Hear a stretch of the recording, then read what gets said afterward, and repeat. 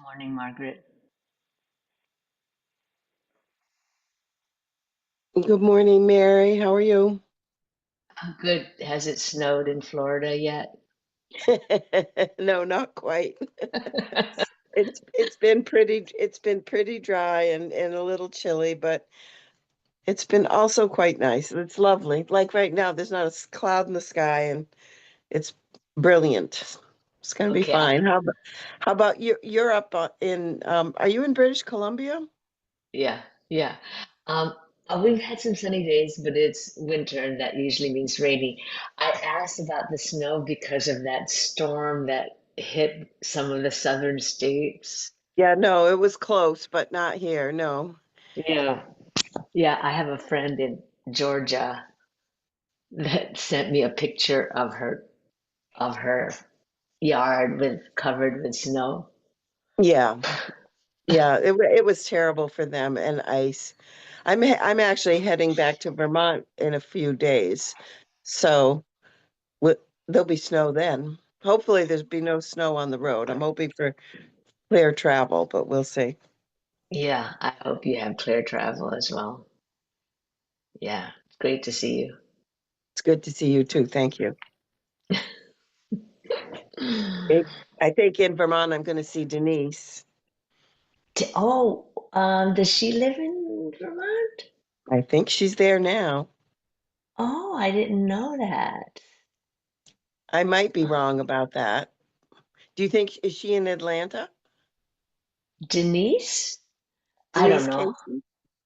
I don't know where she is. Oh, okay. Yeah, I don't know where she is. That's where I met her, was in Vermont. Oh, did you meet her at a retreat? Um, No, I met her actually quite a long time ago, more than 10 Oh, years ago, about 10 years ago, through another meditation practice that we started, the Center for Mindful Learning or the Monastic Academy, where she spent some time. I don't wow. know if, yeah, through, we started with, Monastic Academy of Learning. uh, it's the Monastic Academy in Vermont. And the other, it used to be, when we started, it was the Center for Mindful Learning, but they don't use that anymore. It's the Monastic Academy and they're in Lowell, Vermont, way up in the countryside. Wow. And then we met Lama Rod Mm, and leaned in this direction. mm. I was on a podcast that Lama Rod gave a live podcast yesterday. So I was able to listen to that while I was on the road. I was actually on the beach and I would listen to it there. And he was wonderful. Called The Winter Hours. Winter hours. Yeah, I'm not on his, I don't get on his mailing list. Okay, the winter Oh, hours. yeah. Okay. That's gonna be a series of three, but yeah, I am on his mailing list. I'm part of his community. I pay every month to stay online with the community and join various events and stuff. Okay. Hi, I do that everyone. with a few different groups. Yeah, yeah. Maddie. Good morning. Good morning. Larissa and Liz. Good morning. And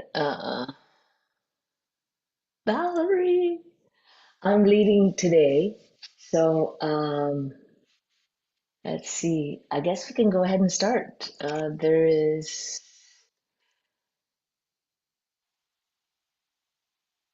Hi, do you go by Elizabeth or Liz or Beth? Liz. Okay, hi Liz. Hi Rachel.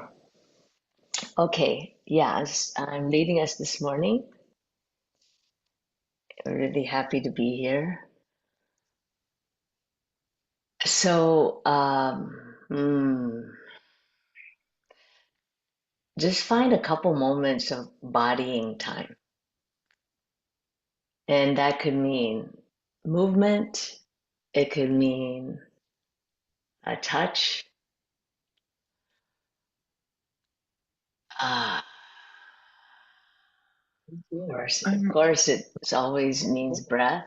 I'm doing a meditation. Oops. Liz, I think you need to mute. Sorry. It's okay. Totally okay.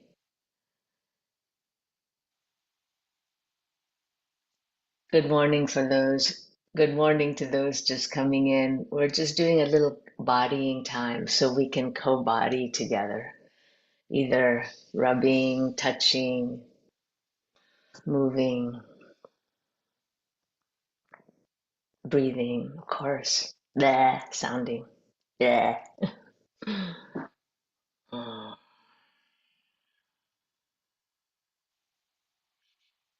Mm. Just saying hello to the universe in there. And then as you settle in, starting to see the universe out here,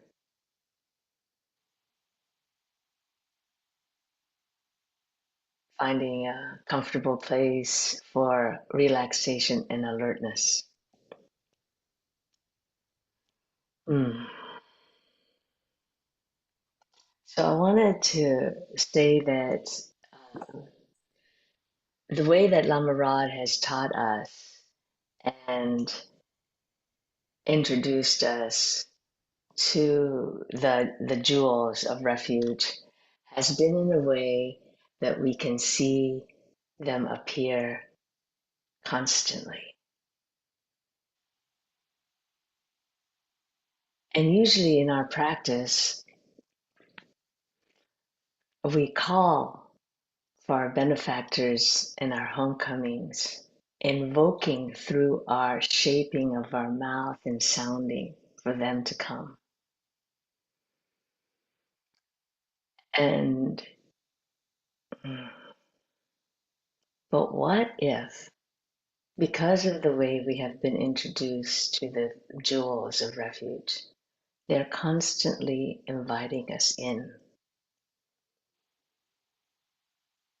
Consider the idea that they're constantly inviting us in.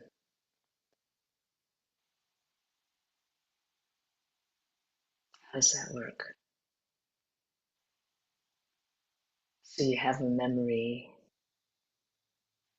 maybe when you're a walk or even driving or maybe even at work, you have a memory of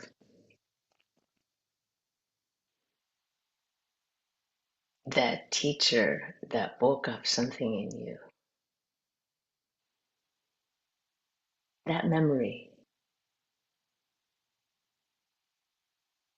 invite me in. That memory could be saying, invite me in.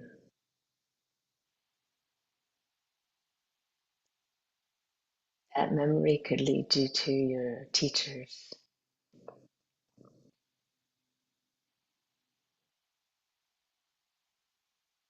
maybe the ones that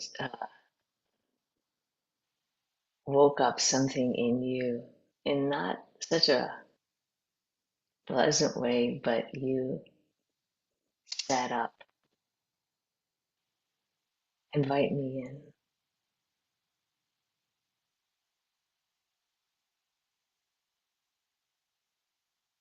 And noticing the skin soften,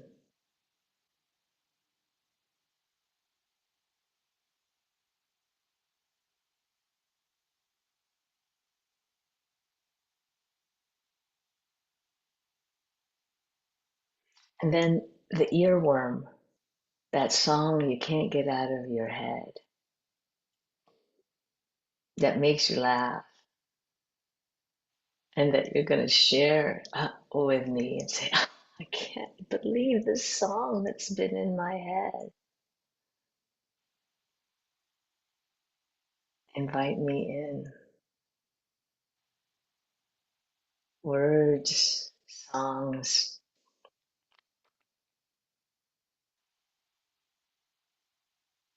that lead you to another song that pierced your heart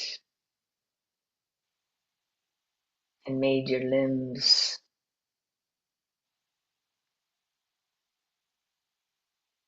move and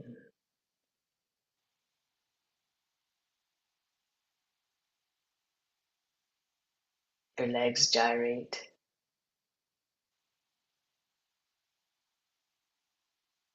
Invite me in.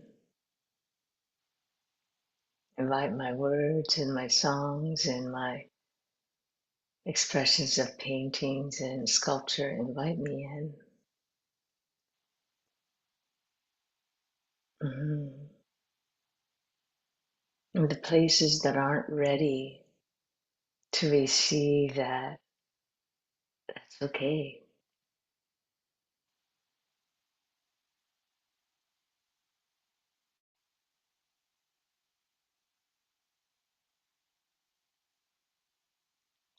And in community, the divination of community by coming together this morning and maybe reminding you of the other groups you're in,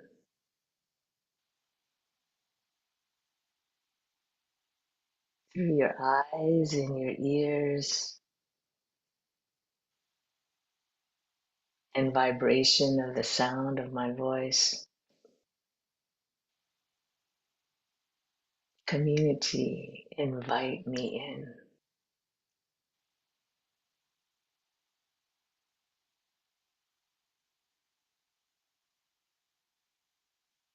And notice just what is sensing that invitation in your body.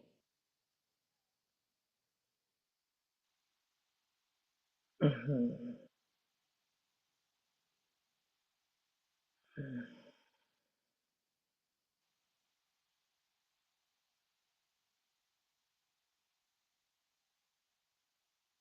In our moments of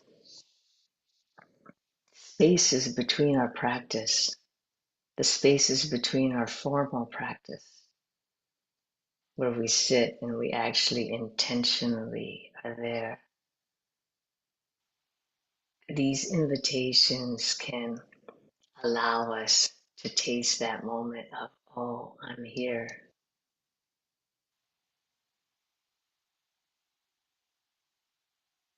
The memory of our ancestors and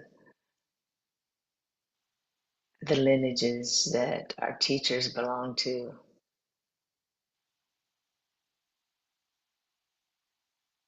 You're driving somewhere and you see a picture that reminds you of your great grandmother.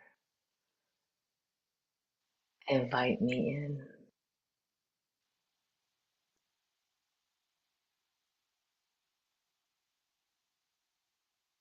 Let the invitation, let yourself be changed from the invitation.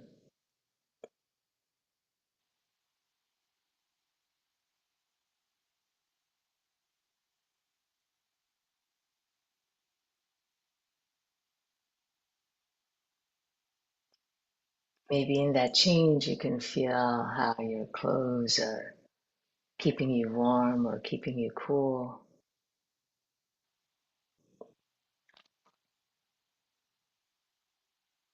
Mm.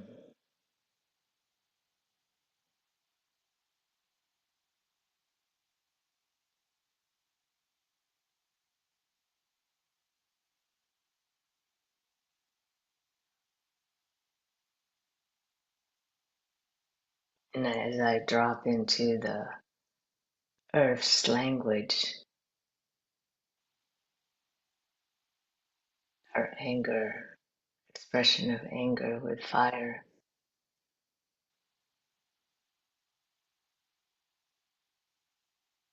our communication of done with taking it all in and exploding by earthquakes, by quaking,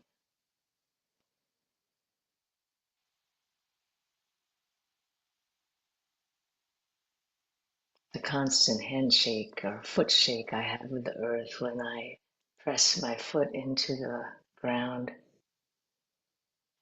and say, here I am,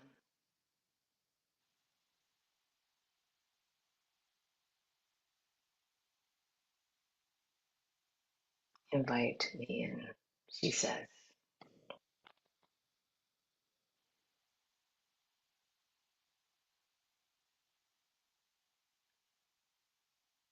And yes, there is devastation, and we focus on that. But what about what she's saying?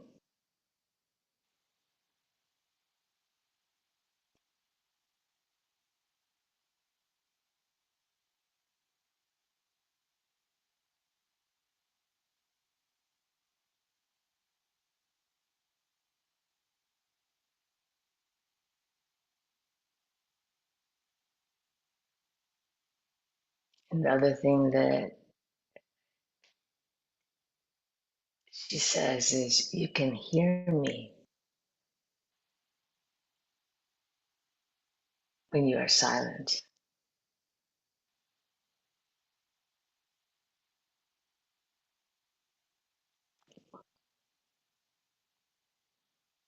And let the silence invite you in to its homecoming.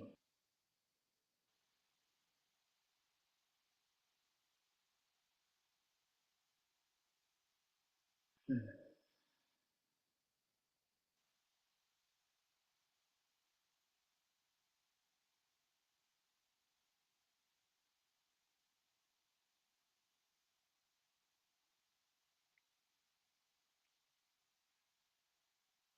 Mm.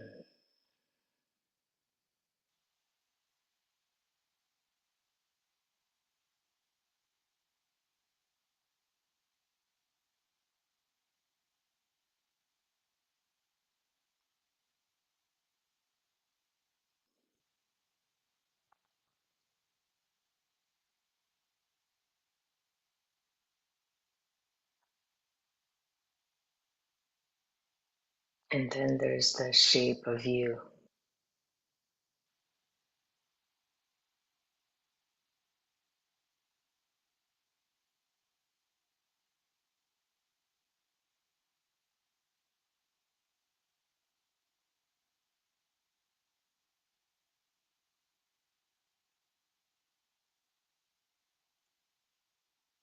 Invite yourself home.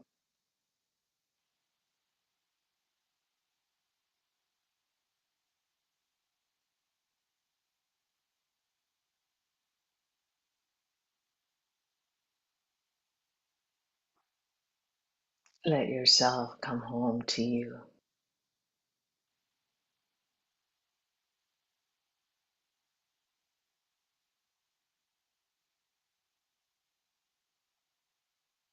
Mm.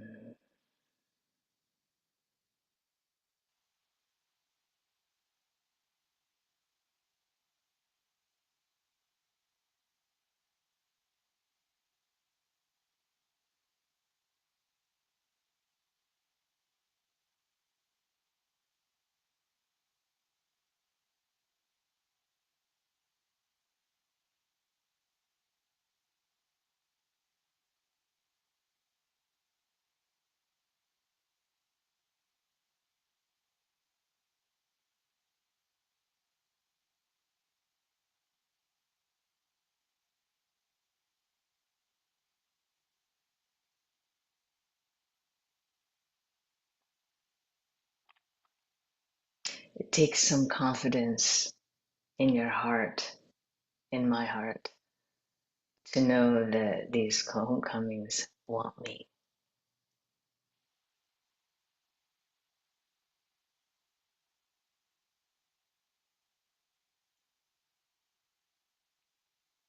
I want it.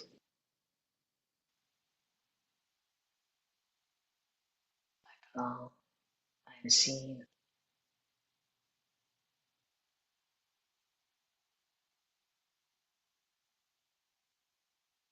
I'm heard.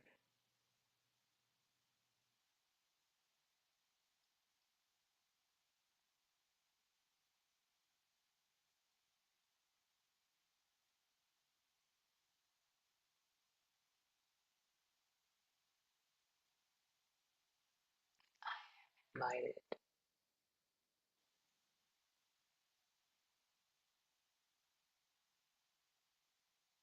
Let all the parts of you that are embracing and ready to say yes, say yes. All the parts that need a little time, the space to give that time. Hmm.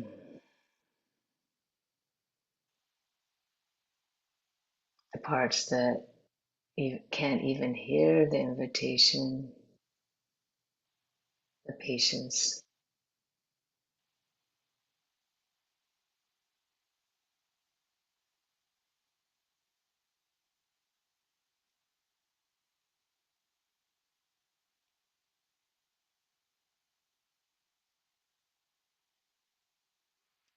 Hmm.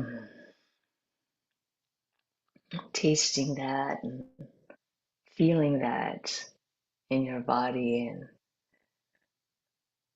may it arise again as you see the divination of your everyday movements and seeings and hearings and tastings, smellings.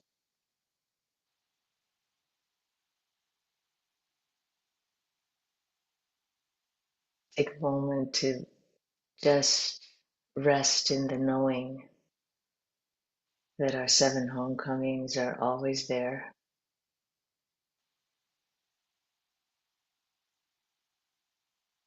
shape shifting into light, going through the universe and into the universe of our hearts,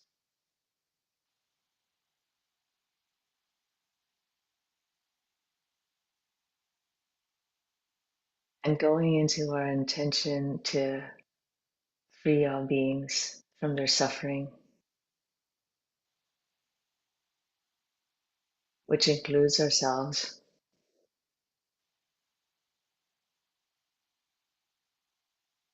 the 3 times in 10 directions, and dedicating this with no exception.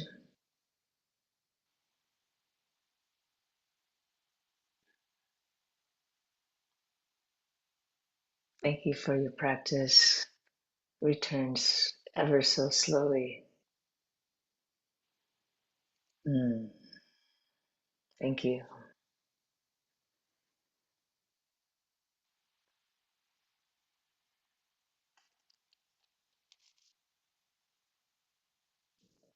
I posted the sign up sheet in case anyone doesn't have it. Thank you, Mary. Yeah, thanks, Margaret. Have a safe trip back to Vermont.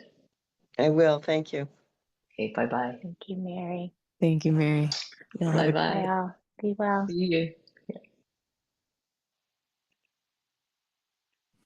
Thank you very much.